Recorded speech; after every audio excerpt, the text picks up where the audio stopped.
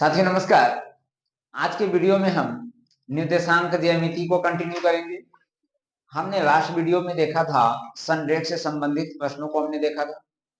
आज के वीडियो में हम तीन बिंदु हमारे पास दिया हुआ रहेगा। अब हमें उन तीन बिंदुओं से हमें ये ज्ञात करना है कि वो जो तीन बिंदु दिया हुआ है वह त्रिभुज है या नहीं। या तो समकोण त्रिभुज दे देगा या तो समकोण त्रिभुज का शीर्ष पूछ लिया जाएगा। हमें इस तरह का सवाल हमें पूछा जाएगा। उन्हीं सवालों में से आज देखिए, आज का जो पहला सवाल है जिसमें क्या कहा गया, इसमें कहा गया सिद्ध करें कि बिंदु में 0 0 5 5 तथा -5 और 5 एक समद्विबाहु समकोण त्रिभुज के शीर्ष में। मतलब समद्विबाहु समकोण त्रिभुज बोला गया। क्या है? समद्विबाहु समकोण त्रिभुज। तो यहाँ सबसे पहली बात समझिएगा, समद्विबाहु का मतलब होता है वैसा समकोण जिसकी दो भुज वैसा त्रिभुज जिसके दो भुजा बराबर होता है उसे हम समद्विबाहु त्रिभुज कहते हैं। और समकोण त्रिभुज हम उसे कहते हैं जो त्रिभुज की तीन भुजाओं में से एक कोण जो है वो 90 डिग्री का होगा। तो जिस त्रिभुज का एक कोण 90 डिग्री होता है उसे हम समकोण त्रिभुज कहते हैं। तब यहां से समझिएगा, तब हम एक काम करते हैं। देखिए, ये जो हमारे पास तीन बिंदु है ना, हम इस तीनों बिंदु को मान लेते हैं। ठीक है, ध्यानपूर्वक समझिएगा। हम ये लिखते हैं माना। ए हमने मान लिया किसको? 0 0 को। बी बिंदु हमने मान लिया 5 5 को। और सी बिंदु हम मान लेते हैं -5 और 5 को। तब हमें क्या करना है समझिए, यहां से समद्विबाहु समकोण त्रिभुज कहा गया। ध्यान से समझिएगा पहले। अब ये समकोण त्रिभुज होता है, ठीक है। अब हम जानते हैं समकोण त्रिभुज में, देखिए इसको हम कर्ण कहते हैं, जिसको आमतौर पे हम एच लिखते हैं। ये हमारा आधार होता है जिसको हम बी लिखते हैं। और ये लंब होता है जिसको हम आमतौर पर पी लिखते हैं। ठीक है। मान लीजिए कि इस बिंदु को हमने ए मान लिया, इस बिंदु को हमने बी मान लिया, इस बिंदु को हमने सी मान लिया। तब यहां से क्या है कि यहां से ए बी हमने किसको माना है? 0 0 को ये माना है ना। तब हम एक काम करते हैं, देखिए इस बिंदु को हम ए मान लेते हैं, ठीक है, क्योंकि ये हमारा एक तरीके से मूल बिंदु हो जाएगा। इस वाले को हम बी मान लेते हैं, इस बिंदु को हम सी मान लेते हैं। अब यहां से क्या होगा कि ये जो कोण ए है ना, ये 90 डिग्री कोण हो गया। ठीक है। और ये कोण बी और कोण सी न्यून कोण हो गया, यानी कि 90 से कम हो गया। तब सबसे पहली बात देखिए, हम क्या करेंगे, ए बी दूरी सूत्र से ए बी का दूरी ज्ञात करेंगे, बीसी का दूरी ज्ञात करेंगे और एसी का दूरी ज्ञात करेंगे। तब हम यहां लिखेंगे दूरी सूत्र से, दूरी सूत्र से ए बी हम निकाल लेते हैं। तो ए बी बराबर जब होगा दूरी सूत्र से, तब देखिए, तो यदि हम ऐसा करते हैं, चलिए हम ए बी निकालते हैं, ठीक है। तब ए बी क्या हो जाएगा, हमने क्या देखा था दूरी सूत्र में, एक्स निर्देशांक का अंतर और उसके वर्ग प्लस में वाई निर्देशांक का अंतर और उसका वर्ग हमने देखा था। तब यहां से हो गया x2 - x1 का स्क्वायर, y2 - y2 का y2 - y1 का स्क्वायर। तब यहां से 0 - 5 का स्क्वायर प्लस 0 - 5 का स्क्वायर। तब यहां से हो जाएगा ए बी बराबर -5 का स्क्वायर प्लस -5 का स्क्वायर। यहां से हो जाएगा 25 प्लस 25 कितना आ गया? √50। तो ए बी का मान हमारा क्या आ गया? √50 आ गया। यानी कि ए बी बराबर जब हम इसको तोड़ेंगे कितना आएगा? 25 गुना 2, 25 का वर्ग में 5 रूट। तो ए बी का मान कितना आ गया? ए बी का मान हमारा आ गया 5√2। अब ए बी का मान आ गया 5√2।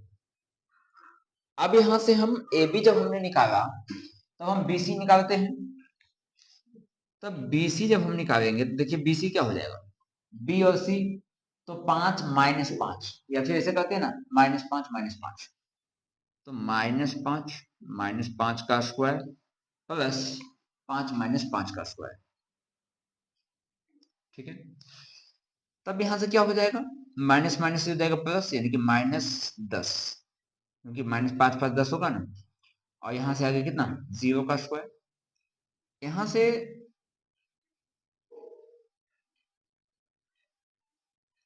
यहां से 10 का स्क्वायर कितना 100 और 0, तो यहां से कितना आ गया √100, यानी कि BC बराबर कितना आ गया 100 आ गया, मतलब √100। तो यहां से BC का मान क्या हो जाएगा, BC बराबर देखिए √100 का वर्गमूल कितना हो जाता है 10, तो BC का मान ज्ञात हो गया। अब हम निकालते हैं, देखिए AB का मान हो गया, BC का हो गया, तो AC बच गया, AC भी निकालते हैं 2 इस सूत्र से, तब -5 -0 का स्क्वायर प्लस 5 -0 का स्क्वायर,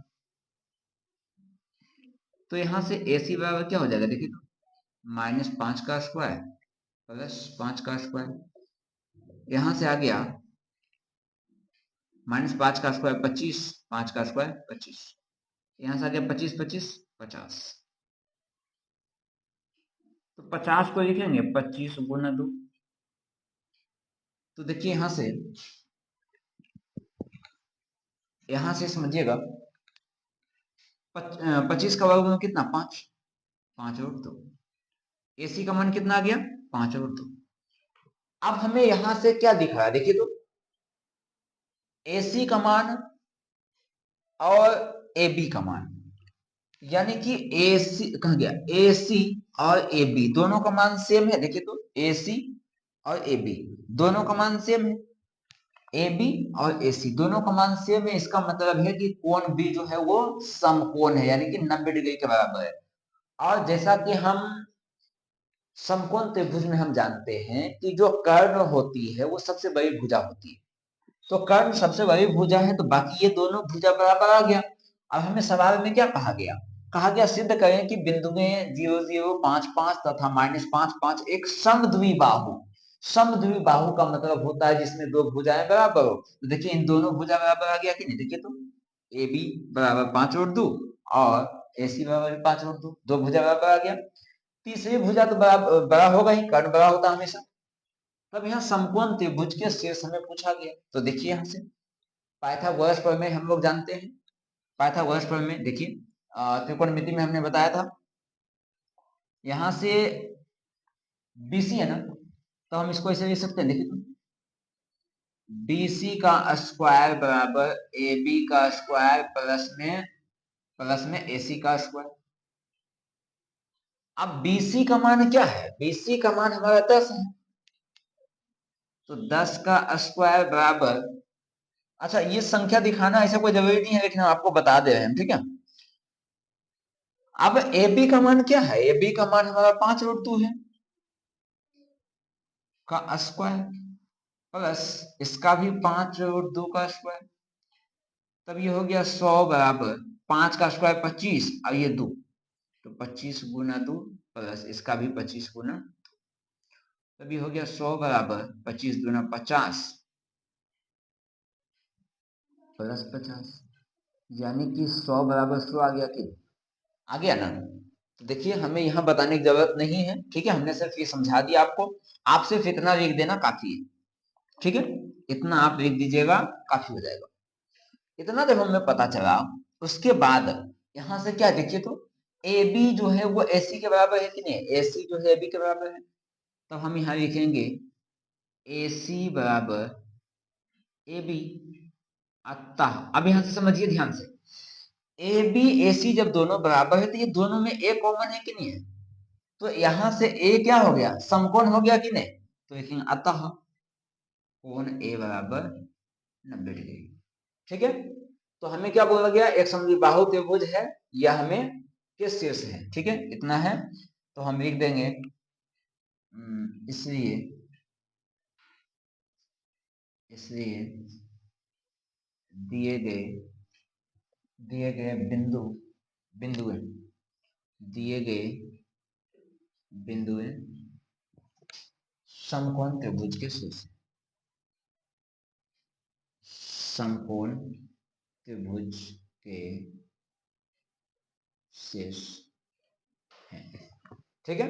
ये सवाल देखिए यही कंप्लीट होता है, देखिए एक बार फिर समझ लीजिए, जब भी इस तरह का सवाल पूछा जाए आप उसे ABC या फिर PQRS XYZ जो आपको मानना है मान लीजिए, दो ही सूत्र से एक एक करके तीनों का मान ज्ञात कर लीजिए, उसके बाद आप देखिए यदि 2 का मान तीसरे के बराबर आ गया मतलब दो का योग तीसरे के बराबर हो जाए, इसका मतलब है कि वह एक समकोण त्रिभुज होगा।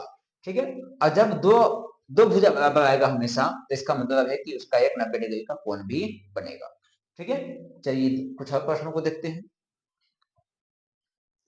देखिए जो सेकेंड क्वेश्चन है जिसमें कहा गया, इसमें कहा गया सिद्ध करें कि बिंदु में, हमें यह बिंदु दे दिया गया, बिंदु ए दिया हुआ है -3 0, बिंदु बी दिया हुआ है 1 -3, बिंदु सी दिया हुआ 4 1, किसी समकोण समद्विबाहु त्रिभुज के शीर्ष। कहने का मतलब यह है कि हमें 3 बिंदु दिया गया, अब हमें पूछा गया कि हमें सिद्ध करके बताइए कि क्या ये तीनों बिंदु जो है एक समकोण समद्विबाहु त्रिभुज का शीर्ष है या नहीं। तो अभी हमने बताया आपको कि समद्विबाहु का मतलब है वैसा त्रिभुज जिसके दो भुजाएं बराबर हो। तो हमें ये देखना, साबित करना है हमें, तब हम जैसा अभी हमने एक प्रश्न किया था वैसा ही हम क्या करेंगे, पहले ए बी की दूरी ज्ञात कर लेंगे दूरी सूत्र से, फिर बी सी का और फिर ए सी का, तीनों दूरी हम ज्ञात करेंगे। उसमें से दो कोण, दो दूरी जो होगा या तो ए बी या तो बी सी या फिर ए सी, इन तीनों में से दो की दूरी हमेशा बराबर आएगा। यदि दो का बराबर आएगा और वो तीसरी भुजा की, यानी कि तीसरी भुजा की जो लंबाई होगी उसके बराबर हो जाएगा, इसका मतलब कि समकोण होगा, और यदि बराबर नहीं होगा तो समकोण नहीं होगा। जैसा हमने क्या किया था, हमने त्रिकोणमिति में पढ़ा था पाइथागोरस प्रमेय में, वहां हमने क्या देखा था कि कर्ण का जो स्क्वायर था वो लंब और आधार के वर्गों का योग के बराबर होता था। तो वही चीज हमें यहाँ जांच करना है, यदि वो बराबर हो जाता है तब ये समद्विबाहु त्रिभुज का शीर्ष होगा, अगर नहीं होगा तो फिर ये नहीं होगा। देखिए हम शुरू करते हैं, देखते हैं इसमें क्या है। तब सबसे पहली बात हमें क्या, हमें तो बिंदु दिया हुआ है, तो हम यहाँ लिख देते हैं दिया है। सबसे पहला काम दिया है, क्या दिया है भाई, ए बिंदु दिया हुआ है -3 0, बी बिंदु दिया हुआ है 1 -3, और सी बिंदु दिया हुआ है 4 1। ठीक है, तो हम दूरी सूत्र से निकालते हैं। देखिए दूरी सूत्र से तो हम ए बी निकाल लेते हैं सबसे पहले। तो ए बी जब निकालेंगे तो देखिए, तो इसको हम मान लेते हैं x2 y2 x1 y1, तब ये हो जाएगा -3 -0, सॉरी -1 ना है, -3 -1 का स्क्वायर प्लस 0 माइनस, तो माइनस माइनस क्या हो जाएगा, +3 का स्क्वायर। तब यहां से जब हम ए बी निकालेंगे तब क्या आ जाएगा, यहां से आ जाएगा माइनस माइनस में दोनों है, तब -4 का स्क्वायर, और यहां से हो जाएगा 3 का स्क्वायर। तब यहां से हो जाएगा, देखिए तो -4 का स्क्वायर 16 और 3 का स्क्वायर 9, तो कितना आ गया 25, इसका मान कितना आ गया 5। तो ए बी का मान हो गया कितना हमारा, ए बी का मान हो गया हमारा 5, ए बी का मान 5 आ गया। जब ए बी का हमने निकाला तो अब बी सी का निकालते हैं। देखिए तो बी सी का जब हम निकालेंगे तो क्या आएगा, 1 -4 के स्क्वायर, दूसरा हो जाएगा -3 -1 का स्क्वायर, यहां से हो जाएगा -3 का स्क्वायर प्लस -4 का स्क्वायर, तो -3 का स्क्वायर 9 और 4 का स्क्वायर 16, कितना आ गया 25। ठीक है, तब BC का मान कितना हो गया 5, BC का भी मान 5 आ गया। तब ये तो हमें यहाँ कन्फर्म हो गया कि जब AB का भी मान 5 है, BC का भी मान 5 है, इसका मतलब है कि समद्विबाहु तो हो गया, क्योंकि दो भुजा की दूरी हमें बराबर मिल गई। अब हम तीसरी भुजा निकालते हैं। देखिए AB निकल गया, BC निकल गया, तो CA बच गया, यानी कि चलिए AC हम लिखते हैं। AC की दूरी क्या हो जाएगी, -3 -4 का स्क्वायर प्लस 0 -1 का स्क्वायर, तब यहां से क्या हो जाएगा, यहां से हो जाएगा -7 का स्क्वायर अब प्लस -1 का स्क्वायर, तो -7 का स्क्वायर 49 और -1 का स्क्वायर 1, ये हमारा आ गया 50, और 50 आ गया। अब AC का मान क्या हो जाएगा, 50 को हम लिखेंगे 25 गुना 2, तो 25 का वर्गमूल क्या होता है, 5√2 आ गया, क्या हमारा AC आ गया। अब यहां हमने देखा कि हमारे पास तीनों मान आ गया, तीन दूरी हमने ज्ञात किया। चलिए हम एक समकोण त्रिभुज बना लेते हैं, देखिए समझने के लिए। इसका हम नाम A दे देते हैं, इसका B मान दे दिया और इसका मान हमने C दे दिया, ठीक है। अब यहां से देखिए 5 है ना, इसको हम मान लेते हैं ABAC है ना, इसको हमने मान लिया A, इसको हमने मान लिया B, इसको हमने मान लिया C। अब देखिए यहां से क्या है, हमारे पास BC का मान कितना, 5 है, BC का मान 5, उसके बाद AB का मान कितना है, 5, और उसके बाद AC का मान कितना है, 5√2। तब हम पाइथागोरस से क्या जानते हैं। अब देखिए सबसे पहली बात, यहाँ दो भुजा बराबर है कि नहीं है, दो भुजा बराबर है, इसका मतलब समद्विबाहु होगा। अब हमें जांच करना है कि ये समकोण है या नहीं है ना। तब देखिए पाइथागोरस प्रमेय हमें क्या कहता है कि कर्ण का स्क्वायर जो है इन दोनों के स्क्वायर के बराबर होगा। तब यहां से हो गया AC स्क्वायर बराबर AB का स्क्वायर प्लस में BC का स्क्वायर होगा। AC कितना है, 5√2 का स्क्वायर बराबर AB का मान क्या है, देखिए तो AB का मान है 5, ये हो गया 5 का स्क्वायर प्लस ये भी हो गया 5 का स्क्वायर, ठीक है। तो यहाँ हमें क्या है, ये हमने मान बैठा दिया। अब यहाँ से 5 का स्क्वायर देखिए 25, यानी कि इसका मतलब हुआ 5√2 गुना 5√2, और ये 5 का स्क्वायर 25 प्लस 5 का स्क्वायर 25। तो देखिए 5 गुना 5 25, √2 गुना √2 क्या होगा 2, तो ये कितना आ जाएगा 50 बराबर 25 25 पे कितना हो जाएगा 50। इसका मतलब क्या हुआ कि दोनों साइड बराबर हो गया कि नहीं। तो इसका मतलब हमें ये साबित हो गया कि AC जो है, AC स्क्वायर यानी कि कर्ण जो है इन दोनों भुजा के बराबर हो गया। तो हमें पाइथागोरस प्रमेय क्या कहता है, पाइथागोरस प्रमेय यानी कि जब हम त्रिकोणमिति जब हम पढ़ते हैं तो उसमें मुख्य रूप से हमें समकोण त्रिभुज के बारे में पढ़ना होता है। अब पाइथागोरस भी उसी के लिए लागू होता है, समकोण त्रिभुज के लिए। तो समकोण त्रिभुज में हम पाइथागोरस प्रमेय का उपयोग करते हैं।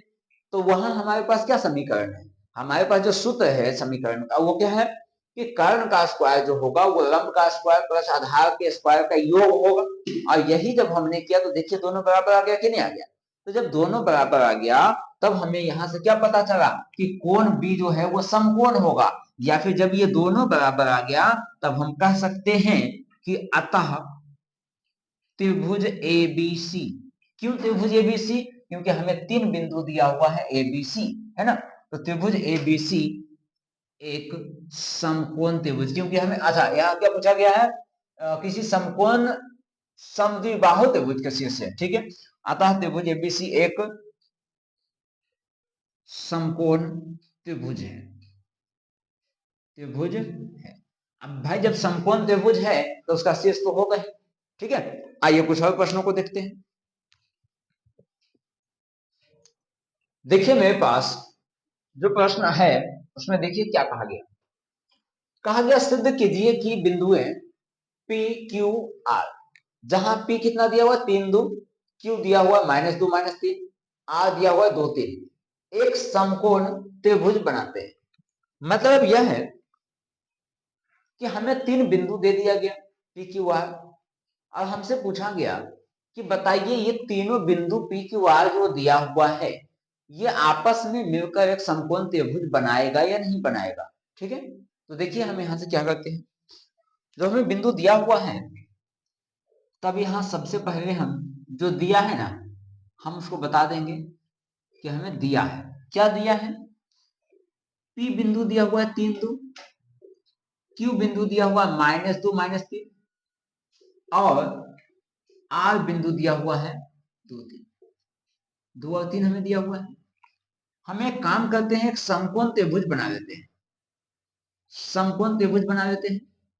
इसको हम मान लेते हैं बिंदु P, इसको मान लेते हैं Q, इसको मान लेते हैं R, ठीक है। तब सबसे पहली बात P Q की दूरी ज्ञात करना है, तब लिख देंगे दूरी सूत्र से, दूरी सूत्र से हम P Q की दूरी ज्ञात करते हैं। तो देखिए तो क्या हो जाएगा P Q की दूरी, तो एक काम करते हैं x1/1 x2/2, यानी सीधा आप ध्यान रखिए ना दो ही सूत्र में x निर्देशांक का अंतर और y का निर्देशांक का अंतर और दोनों का वर्ग कर देना, यानी कि स्क्वायर कर देना। तो -1 -3 का स्क्वायर, सॉरी -2 है, -2 -3 का स्क्वायर प्लस -3 -2 का होल स्क्वायर। यहां से क्या आएगा, -5 का स्क्वायर प्लस -5 का स्क्वायर, क्योंकि दोनों माइनस माइनस में तो जुड़ जाएगा। यहां से आ गया -5 का स्क्वायर 25, -5 का स्क्वायर 25, तब ये आ गया √50। तो √50 को हम लिखेंगे 25 गुना 2, तो 25 का वर्गमूल कितना 5, ये हो गया 5/2। पी क्यू का मान कितना आ गया 5/2। हमने पी क्यू निकाला, अब हम क्यू आर को निकालते हैं। क्यू आर बराबर, यहाँ मान लेते हैं x1/1, x2/2 या फिर x1/1, जैसे मानना है वैसे मान लीजिए। तो यहाँ से -2 का स्क्वायर, -2 का होल स्क्वायर प्लस -3 का होल स्क्वायर। यहाँ से दोनों माइनस माइनस में, तो -4 का स्क्वायर, माइनस माइनस है -6 का स्क्वायर, तो 4 का स्क्वायर कितना हो गया 16 और -6 का स्क्वायर 36। तब यहां से क्यू आर बराबर क्या हो जाएगा, 36 और 16 52 होता है, 52। तो 52 जब यहां से हो जाएगा, -3 -6 का स्क्वायर 36, -4 का स्क्वायर 16, ठीक है, 36 16 52। 52 को हम ऐसे लिख सकते हैं, देखिए तो 4 गुना 13, यानी कि क्यू आर बराबर हो जाएगा, देखिए 4 का वर्गमूल कितना 2, यानी कि 2√13 हो गया क्यू आर का मान। अब पी क्यू हो गया क्यू आर हो गया, तो पी आर बच गया, तो लिखेंगे पी आर बराबर वही x2 - x1 /2 - /1, 3 - 2 का स्क्वायर प्लस 2 - 3 का होल स्क्वायर। यहां से हो गया 3 - 2 यानी कि 1 का स्क्वायर, यहां से -1 का स्क्वायर, 3 2 1 3 2, ठीक है। अब यहां से देखिए, यहां से 1 का स्क्वायर 1 और -1 का स्क्वायर 1, कितना आ गया, पी आर का मान आ गया हमारा कितना √2। अब देखिए इस प्रश्न में हमें समद्विबाहु नहीं पूछा गया, हमें सिर्फ ये पूछा गया कि बताइए समकोण है या नहीं है ना, समकोण का शीर्ष है या नहीं है। तो यहाँ हमें 1 2 3 पॉइंट दिख रहा है, हमें सबसे बड़ी बिंदु तो ये दिख रहा है, हमें सबसे बड़ी पॉइंट ये है पी क्यू। तब देखिए यहां से एक काम करते हैं, तीनों का हम स्क्वायर कर देते हैं। यहां से जानते क्या करते, देखिए लिखते हैं यहां से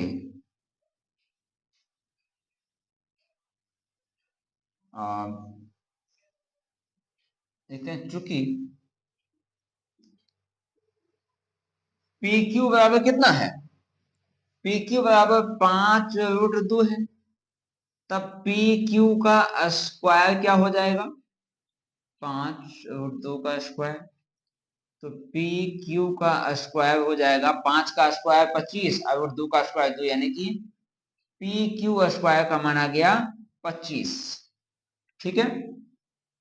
उसके बाद पी क्यू का हमने निकाल दिया, क्यू आर का निकालते हैं, तो क्यू आर का स्क्वायर यानी कि 2√13 का स्क्वायर, तब ये हो गया क्यू आर का स्क्वायर बराबर 2 का स्क्वायर, समझिएगा 2 का स्क्वायर 4 √13 का स्क्वायर 13, तो 13 चौक 52, ठीक है। यहां तक अब क्या बच गया, पी आर बच गया, तो लिखेंगे पी आर का स्क्वायर बराबर यानी कि √2 का स्क्वायर, तो पी आर का स्क्वायर यानी कि √2 का स्क्वायर कितना 2। अब यहां, तब यहां से क्या हो गया, √2 का स्क्वायर 2 हो गया, तो देखिए हमारा यहां से क्या आ गया, पी आर पी क्यू जब हमने निकाला, अच्छा देखिए तो यहाँ मिस्टेक है लगता है, देखिए 5 का स्क्वायर 25 और 2 का स्क्वायर 2 ना होगा, तो 25 दूना 50 नहीं यहाँ होगा, यहाँ देखिए गलती हो गया था। अब देखिए यहां से हमने पी क्यू स्क्वायर निकाला, क्यू आर का स्क्वायर हमने निकाला और पी आर का स्क्वायर हमने निकाला। तब पाइथागोरस से यहाँ देखिए, पाइथागोरस हमें क्या कहता है कि कर्ण का स्क्वायर बराबर लंब का स्क्वायर प्लस आधार का स्क्वायर। तब यहां से क्या हो जाएगा, क्यू आर का स्क्वायर बराबर पी क्यू का स्क्वायर प्लस पी आर का स्क्वायर। क्यू आर का स्क्वायर कितना है, कहा गया, तब यहां से क्या हो गया, यहां से हमारा देखिए ये हमारा पाइथागोरस हमें क्या कहता है, कर्ण का स्क्वायर, तो कर्ण का स्क्वायर क्यू आर हो गया। उसके बाद होता है बराबर लंब का स्क्वायर प्लस आधार का स्क्वायर, तो लंब पी आर, तो पी आर का स्क्वायर प्लस आधार पी क्यू का स्क्वायर। सबका मान बैठा दीजिए, तो क्यू आर का मान हमारा कितना है, देखिए तो क्यू आर का मान हमारा है 50, सॉरी 52, बराबर पी क्यू का मान कितना है 50 प्लस पी आर का मान कितना है 2। तो देखिए 52 बराबर 52 आ गया कि नहीं। यानी कि यहां जब हमने पाइथागोरस लगाया तो हमने क्या देखा कि कर्ण का जो स्क्वायर है ये बाकी दोनों के स्क्वायरों का योग के बराबर आ गया कि नहीं। तो इससे हमें ये पता चलता है कि ये जो तीनों बिंदुएं दी हुई है ना, यह समकोण त्रिभुज के शीर्ष हैं। तब हम यहां लिखेंगे अतः दिए गए बिंदुएं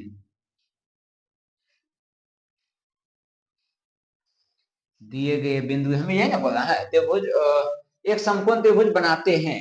तो हमें इतना जरूरत नहीं है लिखने का, ठीक है, हमें ये कहा कि त्रिभुज बनाता है या नहीं, है ना। तो हमें पी क्यू आर दिया हुआ, तो लिखेंगे अतः त्रिभुज पी क्यू आर एक समकोण त्रिभुज, एक समकोण त्रिभुज है। ठीक है, जब भी इस तरह का सवाल आपसे पूछा जाए, आप जो बिंदु दिया हुआ है उसका आप एक एक करके दूरी सूत्र ज्ञात कीजिए। यदि दो का दूरी तीसरे के बराबर हो जाए, इसका मतलब दो समकोण त्रिभुज होगा। ठीक है, आइए कुछ और प्रश्न देखते हैं। देखिए मेरे पास सवाल दिया हुआ है जिसमें क्या पूछा गया, कहा गया एक समचतुर्भुज का क्षेत्रफल ज्ञात कीजिए। अब हमें समचतुर्भुज आ गया, अभी तक हम त्रिभुज से संबंधित प्रश्न देख रहे थे, अब हमारे पास समचतुर्भुज आ गया।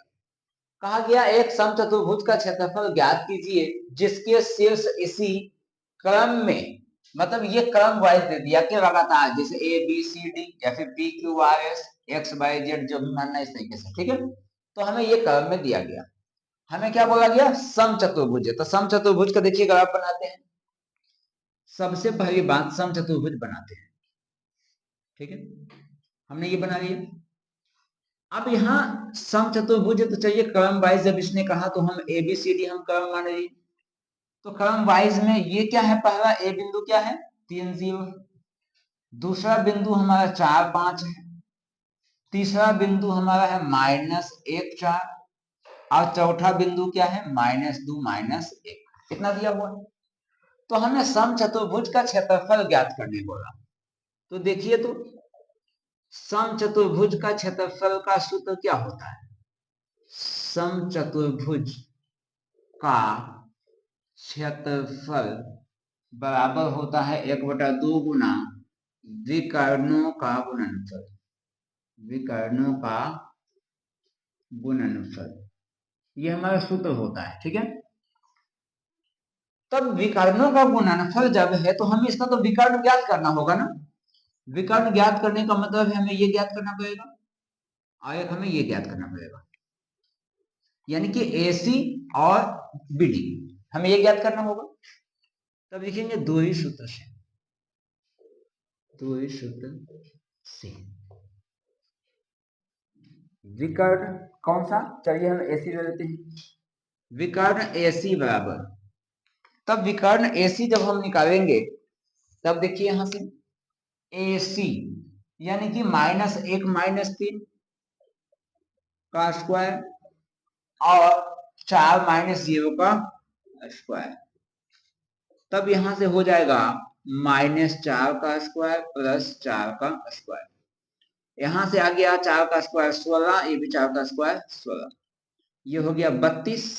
32 को हम लिख सकते हैं 16 गुना 2, 16 का वर्गमूल 4√2, यानी कि AC का मान हमारा क्या आ गया, AC का मान आ गया हमारा 4√2 आ गया। अब एक विकर्ण क्या निकालना है BD, तो लिखेंगे इसी तरह या इसी प्रकार, ठीक है, इसी तरह विकर्ण BD बराबर, तो BD जब हम निकालेंगे देखिए तो -2 -4 का स्क्वायर, -2 -2 -4 का स्क्वायर प्लस -1 -5 का स्क्वायर, -1 -5 का स्क्वायर, तब यहां से हो गया -6 का स्क्वायर प्लस -6 का स्क्वायर, तो यहां से हो गया 36 प्लस 36,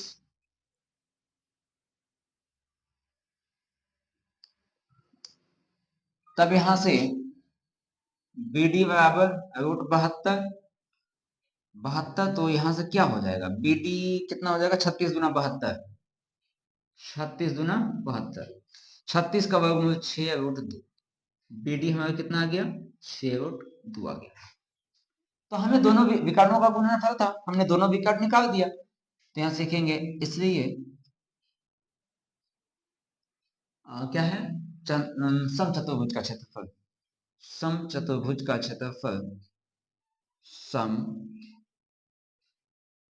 चतुर्भुज का क्षेत्रफल बराबर 1/2 गुना विकर्णों का गुणनफल, विकर्णों का गुणनफल इतना है ना। तो देखिए 1/2 गुना विकर्णों का गुणनफल मतलब क्या, 4√2, यानी एक काम करते हैं ना, पहले मान नहीं बैठाते हैं, AC गुना BD, ठीक है। तो यहां से हो गया 1/2 गुना AC का मान कितना है 4√2 गुना BD का मान क्या 6√2, तो यहां देखिए 2 से यदि हम इसको काट दें तो 2 में से कट गया, तो 6 दूनी 12 गुना √2 गुना √2 2, कितना आ गया 24, तो ये हमारा आंसर 24 हो जाएगा।